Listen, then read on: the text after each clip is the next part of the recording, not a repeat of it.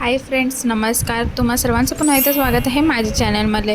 तर आज आपण करणार आहोत मशरूमची भाजी. तर ही मशरूमची भाजी ना माझ्या पद्धतीने मी तुम्हाला सांगणार आहे. मस्त टेस्टी क्रीमी अशी पण मशरूमची भाजी बनते. अगदी सोपी आहे, जास्त काही करायचं नाही आहे. तर सर्वात अगोदर मी मशरूम घेतला आणि त्याला स्वच्छ धुवून घ्यायचं आहे मशरूमला, कारण मशरूमवरती ना खूप घाण असते, त्यामुळे मशरूम स्वच्छ धुवून घ्यायचं आधी पाण्याने. त्यानंतर मी याला स्लायसेसमध्ये पातळ स्लायसेसमध्ये कट केलं आहे. तर तुम्हाला जसं पाहिजे तसं तुम्ही ह्याला कट करू शकता. आणि त्यानंतर ह्याच्यामध्ये आपण टाकणार आहोत दही आणि थोडेसे मसाले, जसं की मी टाकले धने पावडर, लाल मिर्च पावडर, हळद, तेल आणि थोडंसं नमक. आणि त्याला छान मिक्स करून आपण साईडला ठेवून द्यायचं आहे. तोवर आपण इथे बाकीचं मिश्रण रेडी करूया. जसं की मी इथं आता टमॅटोची पेस्ट करते. तर मी 2 मीडियम साईजचे टमॅटो घेतलेले आणि थोडंसं काजू त्यात टाकले आणि त्याची पेस्ट करून घेतली आहे मी.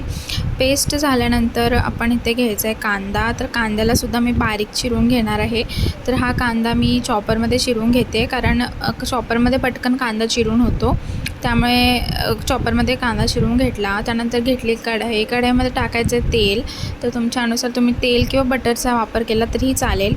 तेल छान गरम झाले की त्यामध्ये टाकणार आहे जिरे छान तडतडले की त्यामध्ये टाकायचं बारीक केलेला कांदा आणि कांदा छान परतून घ्यायचा 2 मिनिटांसाठी, जोवर असं लालसर नाही होत.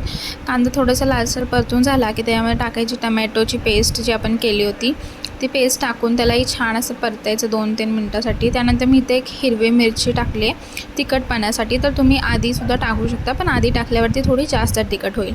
त्यानंतर इथे मी घरचे बेसिक मसाले टाकले, जसं की धने पावडर, लाल मिर्च पावडर आणि घरातला काळा मसाला जो असतो तो, आणि नमक.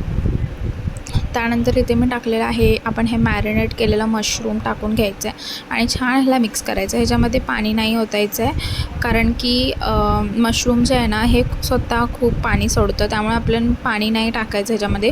तरी पण जर तुम्हाला जास्त पातळ भाजी पाहिजे असेल तर तुम्ही पाणी तुमच्या प्रमाणे ओतू शकता त्याच्यामध्ये. पण मी ते पाणी ॲड केलं नव्हतं, तरीसुद्धा बघा किती असं हे ग्रेव्ही झालेली आहे याची. त्यानंतर मी ते कसुरी मेथी टाकली भाजलेली. त्यानंतर टाकलं बारीक चिरलेलं कोथिंबीर आणि 1 चम्मच अमूलची फ्रेश क्रीम टाकून ह्याला छान परत एकदा मिक्स केलं. अशा प्रकारे आपली मशरूमची भाजी छान रेडी झाली होती.